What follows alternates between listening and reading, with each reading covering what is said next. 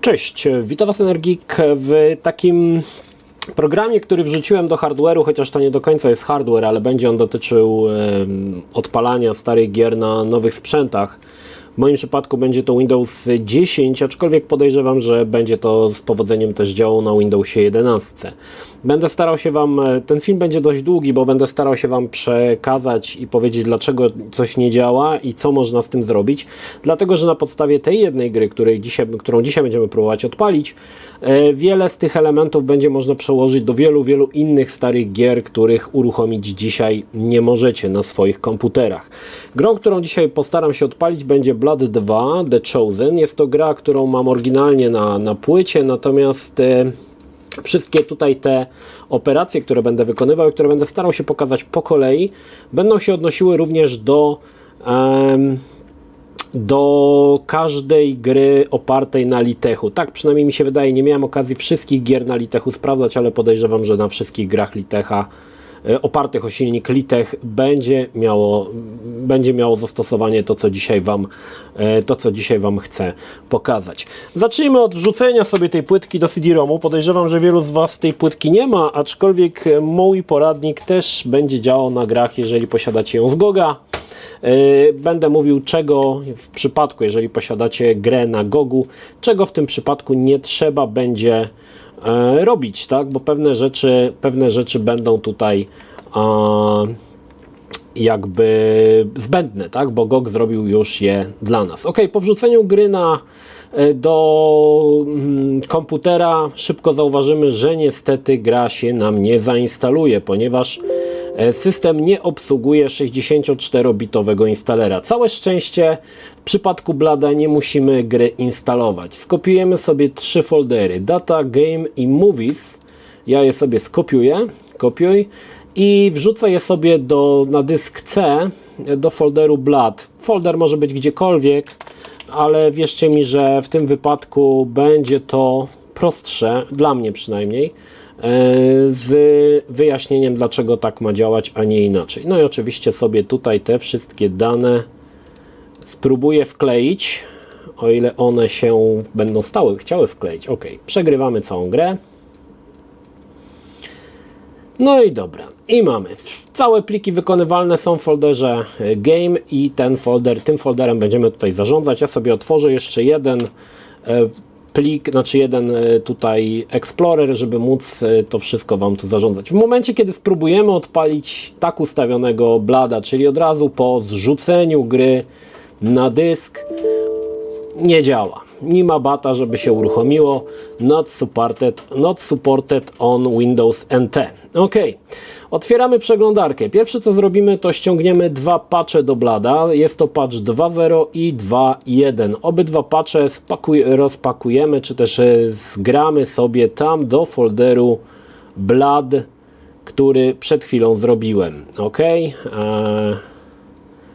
do folderu C, Blood 2 i tutaj sobie je skopiuję wszystkie. Pierwszy patch i drugi patch tak samo. Ok, drugi patch jest w pliku exe i to będzie kolejnym problemem, który będę starał się Wam pokazać, jak tutaj to ogarnąć. I również do folderu Blood 2 pobierz. Ok, mamy te dwa, jeżeli cofniemy się do folderu, mamy dwa patche, tak? 2.24 i 2.1. Przypominam, że ten patch 2.1, czyli ten mniejszy, jest nowszy. Na początek rozpakujemy sobie całą zawartość folderu, właściwie nie całą zawartość, katalog Game.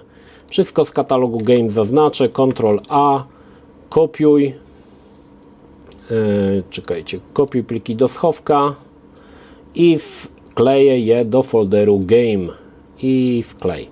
I tutaj oczywiście wszystkie pliki zamienię w miejscu docelowym. Ok, nasza gra została spatchowana na razie do wersji 2, ale przydałby się nam jeszcze patch 2.1. No i tutaj pierwszy problem. Kiedy klikniemy sobie patch 2.1, a nie, poszło. Dobra, czyli ja sobie go rozpakuję. Myślałem, że nie będę mógł go rozpakować. Nie wiem dlaczego. Rozpakujemy go sobie tutaj. Unzip, ok. Mamy całą zawartość nowego folderu, przy czym folder game, czy też game został od razu nadpisany, także nie muszę już tych patchy, one już nie są mi do niczego istotne. Pliki z folderu z patcha BP _021 automatycznie wrzuciły się do folderu game. Nie jest mi to już do niczego potrzebne, mogę to skasować. Ok, mamy grę spatchowaną do systemu 2.1 chyba, tak? Zobaczmy, czy się teraz odpali. Baba, gra się odpaliła. Możemy zmienić prawdopodobnie wszystkie ustawienia. Już zobaczmy. Display odpali się. No tak, możemy wybrać sobie główny sterownik ekranu, rozdzielczość.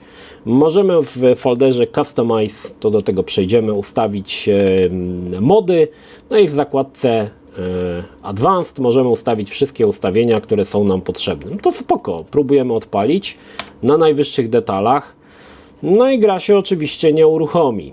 Nie ma takiej opcji, żeby się uruchomiła i niestety brak odpowiedzi, a może się odpali? Zobaczymy. Czasami się odpala, a czasami nie. Ale w tym wypadku raczej się niestety nie odpali. Jak widzicie, czarny ekran i świetnie się stało. Dobra, wróciło mi. Jak widzicie, gra się nie odpala. Dobra, dlaczego gra się nie odpala? Teraz najważniejsza rzecz. Otóż wraz z Windowsem 10 weszła łatka, która blokuje dostęp do zabezpieczenia Securom. Blood 2 The Chosen korzysta z zabezpieczeń Securom. Każda gra, która jest na płycie, która korzysta z zabezpieczenia Securom, nie będzie działała, ponieważ Windows uniemożliwia uruchomienie tego zabezpieczenia. To jest zabezpieczenie DRM. Więc co w tym wypadku nam zostaje? Zostaje nam tylko jedna rzecz, mianowicie skorzystanie z kraka. Całe szczęście są strony, które legalnie zamieszczają kraki do gier. Nie po to, żeby te gry krakować, ale dlatego, że zawsze masz prawo zrobić sobie kopię gry oryginalnej, która ma działać. A wiadomo, że jeżeli były zabezpieczenia DRM, no to one działać nie będą. Strona, którą Wam tutaj chciałbym przedstawić, nazywa się GameCopyWorld.com i jest to strona zawierająca kraki do wielu gier, która umożliwia zrobienie kopii zapasowej swojej gry. To nie jest strona piracka, ona oficjalnie istnieje od 25 lat, strona działa. Ja ją znam, myślę, że gdzieś od 20 i bardzo często korzystam. Wyszukujemy w naszej tutaj przeglądarce gry Blood 2. Gdzie to będzie? Blood.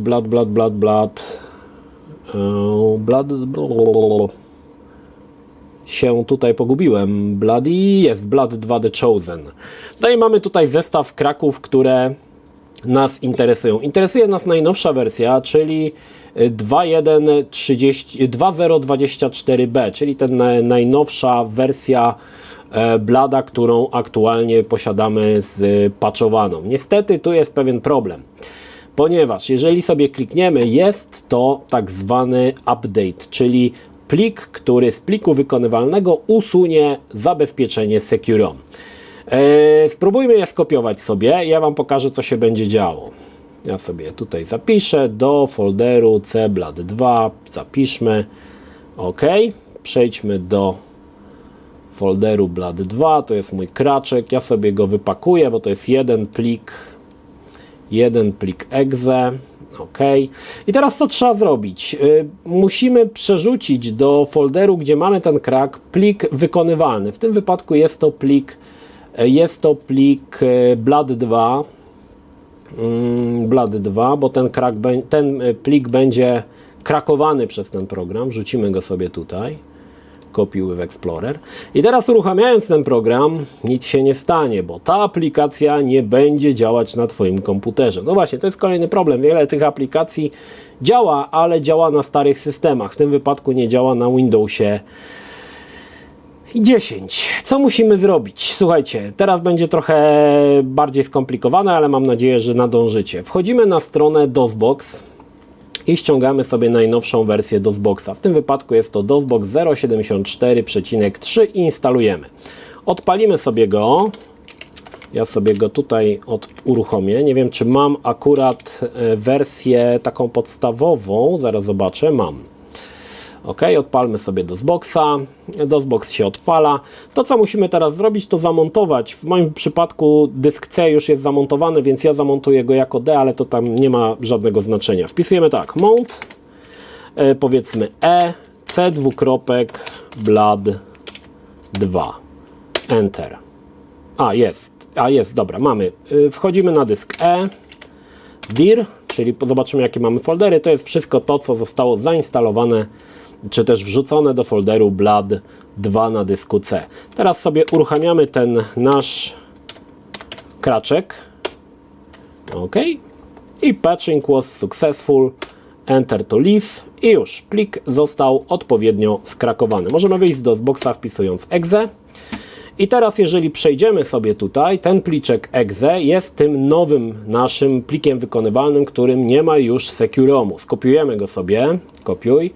Ja sobie przejdę do folderu game i tutaj stary plik, blad2, zmienię mu nazwę. Po prostu zmienię mu nazwę, bo jakby był jeszcze nam kiedyś potrzebny, no to może by nam się przydał oryginalny. A ten plik sobie wkleję przy użyciu Explorera. Mamy blad2 exe. Czy teraz już gra nam się odpali? Gra nie ma już securomu. Zobaczmy.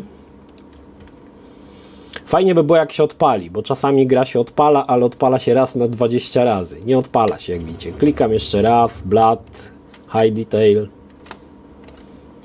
Nic się nie dzieje.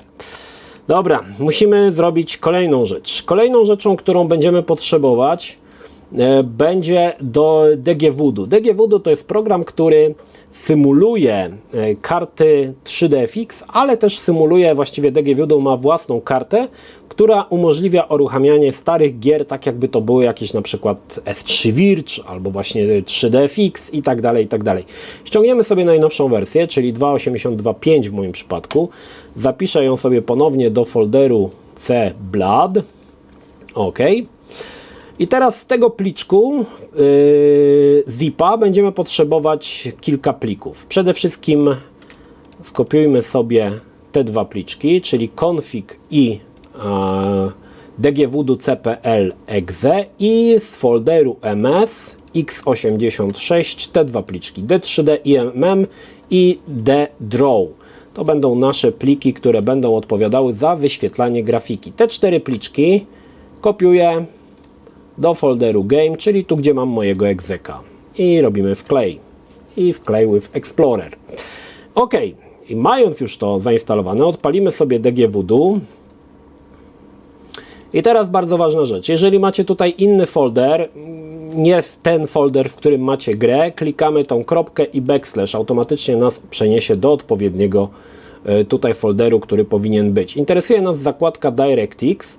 W tym wypadku wykorzystamy wirtualną kartę DGVoodoo. Wpiszmy sobie pamięć 4 GB. Jeżeli chcecie grać w wysokiej rozdzielczości, to się na pewno przyda. A rozdzielczość wybierzmy sobie, w moim przypadku rozdzielczość monitora wynosi 3840 na 2160 i tą rozdzielczość wybiorę. Ale jeżeli macie rozdzielczość Full HD, no to wybierzcie rozdzielczość Full HD. I wyłączę DGVoodoo Watermark, czyli nie będzie się pojawiało tutaj logo, ikonka DGVoodoo podczas grania. OK, jeżeli wszystko ustawiłem, klikam Apply, klikam OK i ponownie uruchamiam naszego Blada 2. Przechodzimy do zakładki Display i tutaj powinna już się pojawić nam nasza wirtualna karta DGVoodoo DirectX Wrapper. Jeżeli go ustawię, kliknę OK, wszystkie zakładki pozostałe jest tak, jak było, kliknę Launch Blood na wysokich detalach. Fajnie było, jakby się odpaliło, ale się pewnie nie odpali. Nadal nic się nie dzieje. Brak odpowiedzi i zaraz wyskoczy zamknij program. Nadal gra nie działa. Jaki jest znowu problem, skoro przed chwilą już w tym momencie wszystko to, co żeśmy wykonali, jest opisane w większości tutoriali i gra nadal nie działa. Jaki jest problem? Problem leży w myszce bezprzewodowej i leży problem z przekładaniem ruchów myszki bezprzewodowej na Direct Input. Musimy znaleźć odpowiedni plik Direct Input, który umożliwi nam granie w Blada. Ponownie wchodzimy w przeglądarkę i na GitHubie niejaka Elisha, albo nie wiem, czy to on, czy ona, chyba ona, Elisha Cloud wypuściła Direct Input 8. Ten pliczek nas interesuje, dokładnie ten jeden mały zipek. Ponownie go sobie kopiujemy i w folderze Blood, mamy tutaj Direct Input, OK. I mamy tutaj jeden pliczek Direct Input DLL. I ten pliczek ponownie kopiujemy do folderu Game. Wklej. Tutaj go chyba będziemy musieli podmienić. Nie musimy go podmienić. OK, mamy Direct Input, mamy DGVoodoo. Czy to już wszystko? I tak, i nie. Spróbujmy. Odpalmy sobie display. Mamy DGVoodoo, czyli nasz emulator. Ustawiam rozdzielczość 640 na 480. Nie zmieniam go na Full HD, na 4K. Zaraz Wam powiem dlaczego. Zostawmy go na 640 na 480. Klikam OK. Patrzę jeszcze w zakładce Advanced. Wszystkie opcje są uruchomione. I klikam Launch Blood i wysokie detale. Czy tym razem się odpali?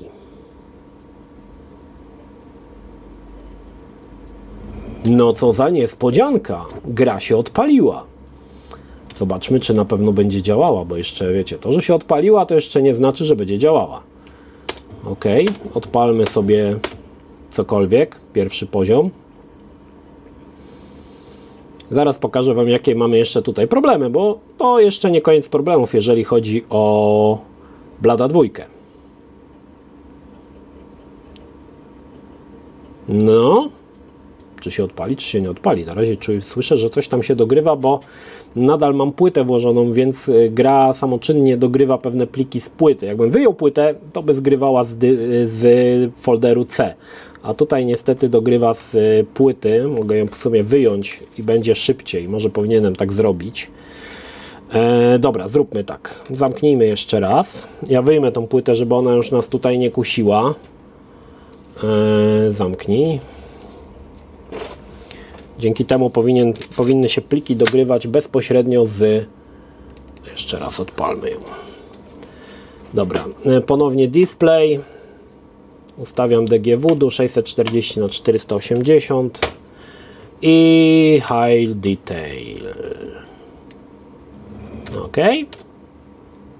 Obiecuję, że teraz powinno się dograć szybciej. Chyba że się powiesi, bo też tak może być. Pyk. Gra działa. Dlaczego mówiłem, żeby w pliku setupu nie ustawiać wyższej rozdzielczości niż 640 na 480? Bo teraz ciekawostka.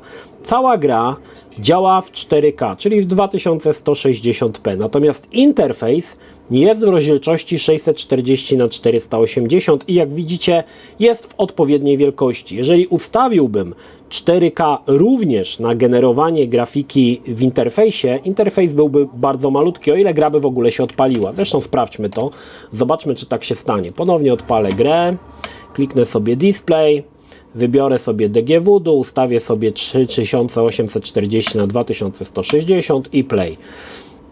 Podejrzewam, że gra też się odpali, co za niespodzianka. Widzicie już, co się dzieje z menu, jak jest małe? Nie wiem, czy się w ogóle gra odpali, bo może być problem.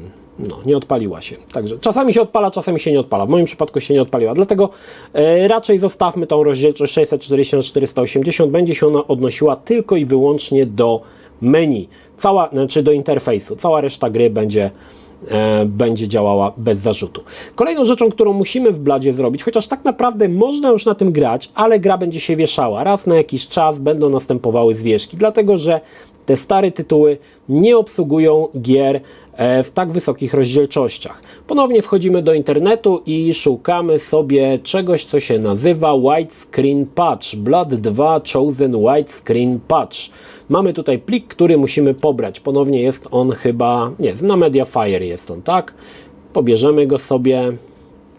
Nie podaję Wam tych linków, bo te linki są banalne do znalezienia. To każdy, kto ogarnia chociaż trochę Google'a, to znajdzie sobie te linki. I tutaj mamy taki pliczek, który, właściwie dwa pliczki, Widescreen Patch Res i Widescreen Patch NM Res. Pierwszy odnosi się do podstawowej gry, drugi odnosi się do dodatku, który Blood dostał. I teraz wchodzimy w plik Game, tutaj robimy sobie folder Custom, OK, i w folderze, do foldera Custom wrzucamy sobie te dwa pliczki Widescreen Patch.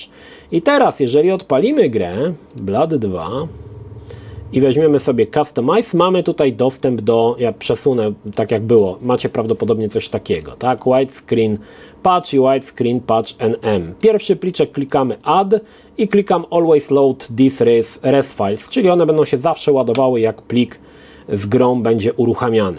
Jeszcze raz wejdę sobie w Display, upewnię się, że jest 640 na 480 i DG Voodoo, klikamy Launch. Dobra. Jeszcze raz. Nie wiem, czy tu można pominąć to. Nie można. Musimy poczekać ten fragment. Mogę go w sumie zapisać. To... Wszystko już niby jest ok. Gra działa z widescreen patchem. Na pewno się nie powiesi.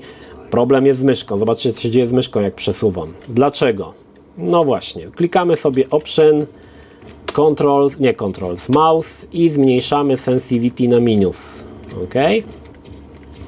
I już będzie ok, będzie już działało normalnie, jak widzicie. No, myszka już działa normalnie, wszystko jest w porządku.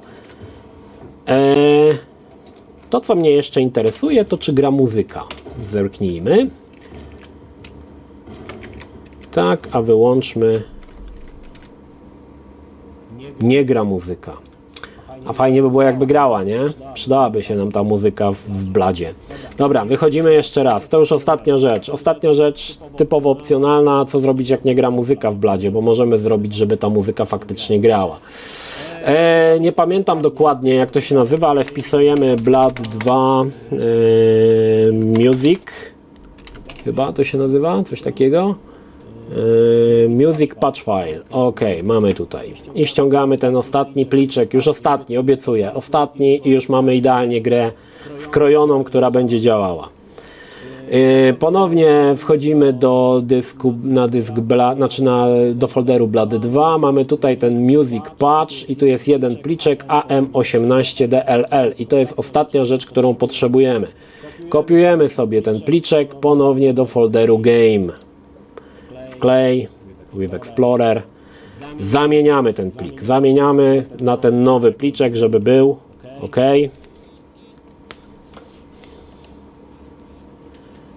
I odpalamy jeszcze raz. Blood 2.exe. Upewniam się, że w zakładce Display mam ustawiony DG Voodoo. OK. I uruchamiamy już ostatni raz. Obiecuję. Obiecuję, że to już ostatni raz. Jeżeli wszystko będzie działało, to będzie super. Single, Homicide. OK. Poczekajmy, aż przeleci intro. Ja już słyszę, że muzyka gra, ale może nie. Zaraz zobaczymy. No dobra. Gra się odpaliła. Słychać muzykę?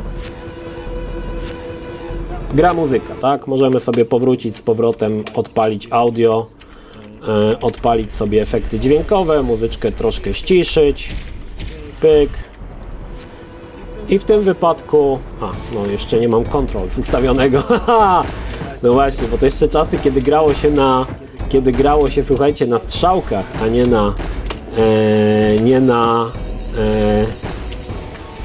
nie na WSAD. Były takie czasy dziwne. Dobra, zobaczmy. Button 1, Alternative Fire Button 2, OK. Jump spacja i to, co jeszcze potrzebujemy, to Open pod E sobie ustawię. No i zobaczmy, czy gra działa. Gra działa z normalną prędkością, bez żadnych problemów. Jak widzicie, w Full HD, znaczy Full HD, w 4K, nie Full HD. Nie powinna się już gra wieszać. Mamy fajnie ogarnięty interfejs, bo nie jest on mały, że trzeba go z lupą czytać, ale mamy taki interfejs, który troszkę nam przywołuje na myśl właśnie retro, czyli mamy takie piksele. Ja wolę taką wersję, ale jak ktoś chce, no to można tam jeszcze pokombinować, żeby ten interfejs był w wyższej rozdzielczości, ale będzie wtedy malutki. I tak działa Blood 2.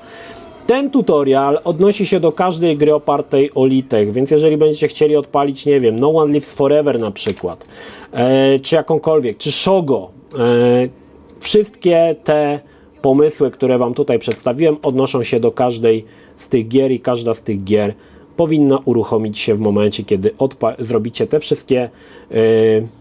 te wszystkie elementy, które ja zrobiłem po kolei. Jeżeli posiadacie grę z GOG-a, nie musicie zgrywać patchy, bo wersja GOG-owa już te patche ma. Całe pozostałe chyba trzeba, nie mam tej wersji GOG-owej, więc się nie wypowiadam, ale wiem, że GOG zazwyczaj daje te gry od razu z patchami, więc tych patchy nie musimy instalować, wystarczy, że dorzucimy tam ten folder res, czyli custom, the input, AM18 i będzie ok. Także powodzenia, mam nadzieję, że Wam się podobało. Jeżeli film się obejrzy, to zrobię kolejny tutorial, gdzie będziemy walczyć z kolejną grą. To tyle. Pozdrawiam Was, Energik, trzymajcie się, do następnego. Cześć.